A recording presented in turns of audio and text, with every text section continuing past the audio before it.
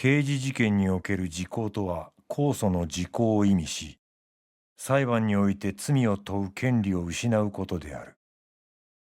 이 드라마는 특집극이고요. 원작은 요코야마 히데오 작가님이 2003년에 발행한 소설이 원작인데, 이 작품의 원래 구성은 2001년부터 2002년 사이 소설 스바루에 연재하던 단편을 책으로 엮은 겁니다. 근데 그걸 2020년부터 테레비 도쿄에서는 특집극 형식으로 제작을 했고요. 그 중에 세 번째로 제작된 제3의 시오라는 작품이 바로 이 작품이 되는 거예요. 근데 혹시나 혼돈이 될까 싶어서 말씀드리자면, 소설의 제목이 제3의 시오인 거고요. 그 안에는 보시는 것처럼 6편의 단편이 수록되어 있는 건데, 그 중에 동명의 제3의 시오라는 작품이 이거라는 겁니다. 아시겠죠? 犯行の詳しい状況が明らかになったのは、現場に居合わせた被害者の妻である本間幸恵の証言だった。 자, 그럼 본격적으로 이야기를 시작해 볼 텐데, 상황은 20년 전으로 거슬러 올라가게 되는 거고요. 때는 2001년 6월에 무더웠던 어느 날인데, あー涼しい。やっぱり新品は効きが違うわね。はあ。 집에 혼자 있던 주부가 에어컨을 설치하던 중 방문한 설치 기사에게 성폭행을 당하는 사건이 발생하게 됩니다.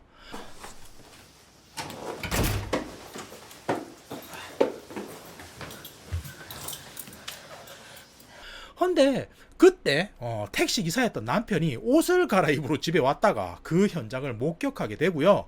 흥분해서 다툼을 벌이던 중에 오히려 본인이 뒤로 넘어지는 사고가 났고, 그로 인해 사망하고 말아요.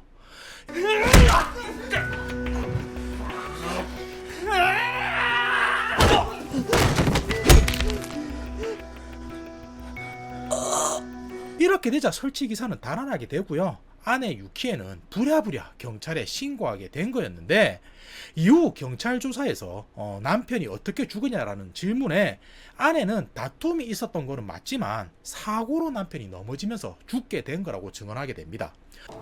本間幸恵の供述だと竹内の殺意を認定するのは難しいというのが検察の見解だ。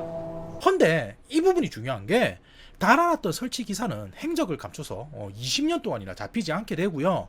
그렇게 현재의 상황까지 오게 된 거였는데, 그럼 어떤 부분이 중요한 거냐면, 살인 같은 죄는 시효가 없기 때문에 몇 년이 지나도 잡히기만 하면 재판으로 넘길 수가 있지만, 이때의 상황은 살인이 아니라 상해취사죄가 되는 거고요. 그럴 경우는 시효가 20년이 된다고 이야기를 합니다. 그러니까 아까 그 사건이 20년 전이라고 했으니 이제 곧 있으면 시효가 소멸돼 버리고 마는 거죠. 殺人などの罪では時効が撤廃されたが、傷害致死罪の時効は20年である。 이런 상황에서 장면은 야마나시현에 위치한 경찰청 수사부로 넘어가게 되는데, 이곳의 일과장으로 아키노부라는 사람이 있습니다. 그리고 이 사람이 20년 전 아까 그 사건의 담당 경찰이기도 한 거예요. 근데 20년 동안이나 경찰을 했으니까 이제는 꽤 높은 직책이겠죠. 그래서 밑으로는 보시는 것과 같이 3개의 수사본부가 구성되어 있고요. 이번 에피소드 같은 경우는 이반의 쿠스미가 주축이 되어서 흘러가게 되는 겁니다. 정확하게 설명하자면 20년 전 사건의 시효가 한 달쯤 남았을 때 쿠스미 쪽에서 먼저 아키노부를 찾아와 이번 사건을 맡겠다고 한 거고요. 課長、この山うちでもらいます。このままでは全てがゼロになります。そうなったら残るのは課長の黒星だけってことです。 보신 영상에서도 알다시피 누가 시킨 것도 아니고 본인이 먼저 나선 상황인 건데, 쿠수미의 계획이 어떻게 되는지는 사건 관계자들과 함께 보여드리면서 설명을 드렸으면 합니다. 우선 피해 여성인 유키에가 있고요. 죽은 남편인 아츠시와 달아난 범인 타케우치, 이렇게가 되는 건데, 유키에와 타케우치는 고등학교 시절 동창이었다고 나오거든요. 그러니까 완전 모르는 사이에서 벌어진 사건은 아니라는 거고요. 남편이 죽고 나서 유키에는 아리사라는 딸을 혼자서 출산하게 되는데, 幸恵は女の子を産んだ。血液型は竹内と同じ B 型だった。 이 아이가 죽은 남편의 아이인지 아님 달아난 타케우치의 아이인지는 나오지가 않아요. 하지만 혈액형이 아리사와 타케우치는 같다는 소문이 있습니다. 腹が減った。アリサどうしたの？なんでもない。 게다가 3년 전에는 도망자인 타케우치로부터 유키에는 전화도 받게 되는데 그때도 한다는 말이 네가 낳은 딸 사실은 내 아이가 맞지 하며 물어왔다고 이야기를 해요. あの子俺の娘なんだろ？ 이를 알게 된 쿠스미는 타케우치가 달아나긴 했지만 자신의 시호가 소멸되면 다시 한번 유키에를 찾아올 것이라 생각하게 되는 거고요. 이를 이용한 작전을 계획하게 되는 건데 그 내용은 이렇게가 됩니다. 원래로는 사건이 발생한 지 20년 후인 6월 25일 자정이 되면 타케우치의 시호는 소멸이 되는 건데 조사 결과 타케우치가 사건을 저지른 후 해외로 도피를 했고 7일간 머물렀다는 기록을 찾게 됩니다.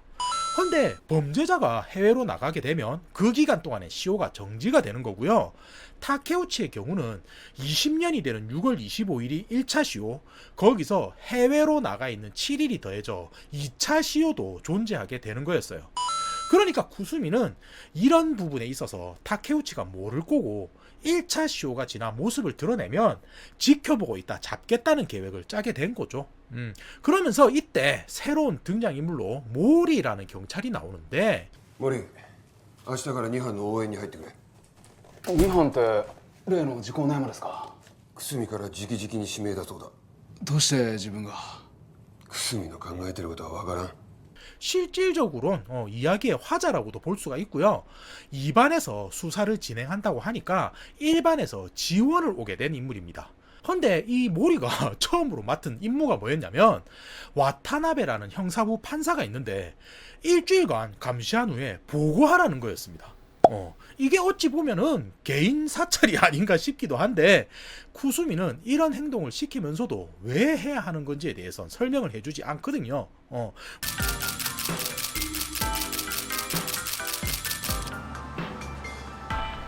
물론 이런 감시라는 게 유키에는 물론이고 딸인 아리사에게도 붙어 있다 보니까 모리는 타케우치의 사건과 어떤 연관성이 있겠거니 생각할 뿐인 거고요. 그렇게 시간이 흘러 1차 시효의 날이 지나게 되지만 그때까지도 타케우치는 모습을 나타내지 않아요.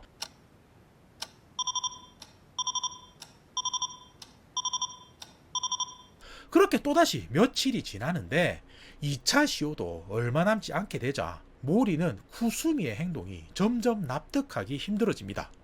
극비라고는 하지만 이반의 부하들이라든지 수사본부 사람들에게 너무 정보를 주지 않고 마치 장기말 다루듯 하는 게 아닌가 싶은 거였는데 指示通りにしてればいいんだよ。続けろ。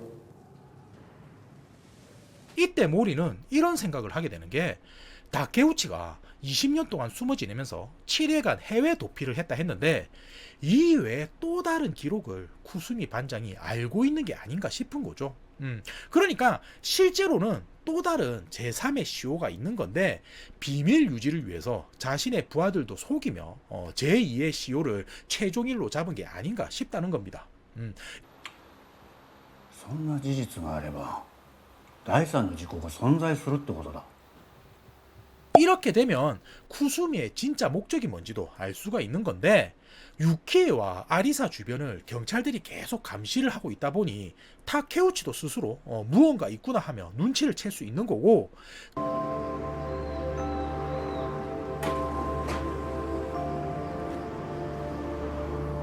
그게 아니더라도 제2의 시효라든지 하는 정보를 타케우치에게 전달하는 사람이 있지 않을까 싶었던 건데 그게 누굴까 한다면 제일 유력한 건 딸인 아리사가 될 수도 있어요.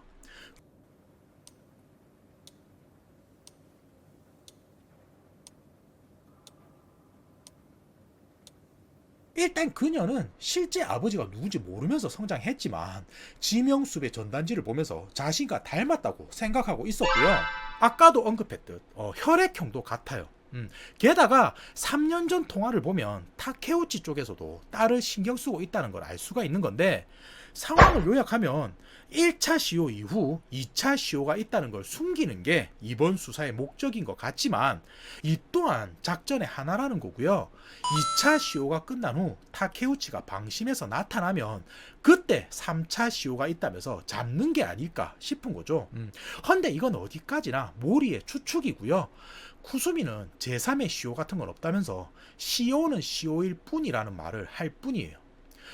第三の時効そんなものはない時効は一つだすいません 그리고 또다시 시간이 흘러서 2차 시효의 밤도 지나버리고 마는데 한마디로 타케우치의 죄는 더 이상 물을 수가 없게 된 거죠.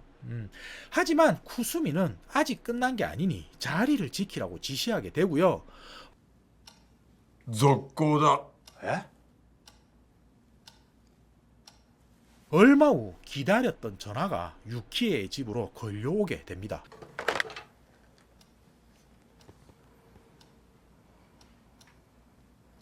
もしもし俺竹内 그건 당연히 제2의 시효마저 끝났다는 걸 알게 된 타케우치가 유키에에게 걸어온 전화였던 거고요. 이를 통해 경찰들은 타케우치의 위치를 파악하게 되고 결국 신변 확보에도 성공하게 돼요. 竹内俊治さんですね。 하지만 문제는 시효가 종료된 상황이라 죄를 물을 수 있냐 하는 걸 텐데 그제서야 쿠수미가 나서더니 하는 말이 아직 시효가 끝난 게 아니라면서 자신이 법원에 찾아가 범인을 기소했다는 말을 합니다. ホシを起訴した。わかりません。どういうことですか？ 그러니까 이게 무슨 말이냐면 법적으로 용의자가 기소를 받게 되면 그로부터 시효는 중지가 된다고 이야기를 하거든요. 헌데 원래 절차는 범인을 잡은 다음 기소가 진행되는 건데 쿠수미는 자신이 직접 판사를 찾아가서 반드시 범인을 잡겠다는 설득을 한 뒤 기소부터 먼저 진행을 했다는 이런 이야기를 하는 거예요.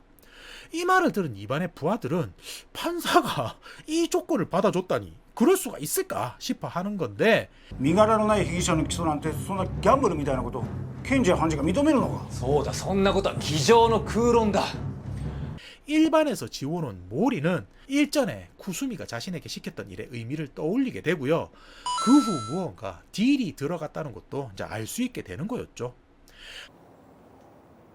俺に判事の行動確認をさせたのも協力させるためのネタ探しだった。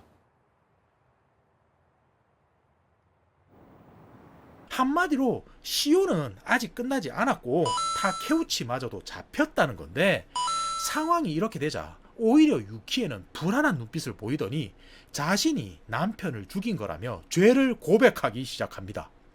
やめて！もうやめて。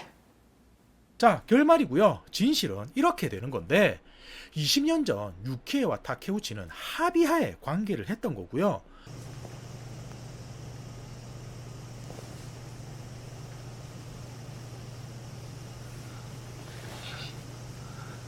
그걸 남편인 아츠시가 목격하게 되면서 다툼이 벌어졌던 겁니다. 헌데 그런 중 유키에가 남편을 밀어서 죽이게 된 거였고 타케우치는 대신 도망자 신세가 된 거였어요. あなたが私のせいで捕まるなんて絶対嫌。だからお願い。逃げて。 그러니까 경찰에서 이런 식으로 수사를 한다는 거라든지 제2의 시효가 있다는 사실을 알려준 사람은 유키에가 되는 건데 여기서 아니 타케우치가 잡힌 건 잡힌 거고 유키에가 왜 갑자기 자기 죄를 밝히지? 가만히 있으면 되는 거 아닌가? 뭐 쉽잖아요. 헌데 그게 그렇지가 않아요. 久住班長奥さんが本ボシなら7日前に時効は成立してます。そうだ最初の時効で終わってたんだ 범인이 타케우치에서 유키에로 바뀌게 되면 큰 변화가 발생하는데 그녀는 지난 20년 동안 해외를 나갔던 기록이 없었고요. 이 말은 곧 무엇을 의미하냐면 이미 시효는 7일 전에 소멸이 된 상황으로 바뀌는 겁니다. 그러니까 2차 시효라면서 함정을 팠던 것들은 타케우치를 잡기 위한 수사였던 거고 유키에에게는 해당이 안 되는 거죠. 근데 여기서 반전이 발생합니다. 그게 뭐냐면 아까 쿠수미가 판사를 찾아가서 범인을 기소했다고 했는데 그 대상이 알고 보니까 타케우치가 아니라 유키에인 거예요. 起訴したのは竹内俊治ではない。 그러니까 쿠수미는 맨 처음에 이번 사건을 수사하겠다 했을 때부터 이미 범인으로 유키에를 지목했던 거고요. 이런 사실이 알려지면 안 되었기 때문에 수사본부 사람들에게도 극비라고 하면서 혼자 진행했던 겁니다. 그리고 판사를 찾아가 유키에를 기소해 제3의 시효를 만들어낸 거고요. 이후 타케우치를 잡았다면서 유키에로부터 진실을 듣게 된 거죠. 그럼 쿠수미는 어떻게 해서 유키에가 진범인지 알았을까 하는 건데, お前はお腹の子が竹内の子だと分かっていた。だからこそ産んだんだ。 20년 전 사건으로 임신한 아이가 타케우치의 아이라는 걸 알고도 유키에는 낳아서 키우는 선택을 한 걸 보고 재수사를 결심하게 된 거였다고 나와요. 하지만 그 말에 유키에는 내 딸인 아리사는 죽은 남편의 자식도 타케우치의 자식도 아니다 이렇게 말하더니 그냥 내 아이일 뿐이라며 이야기는 마무리가 됩니다.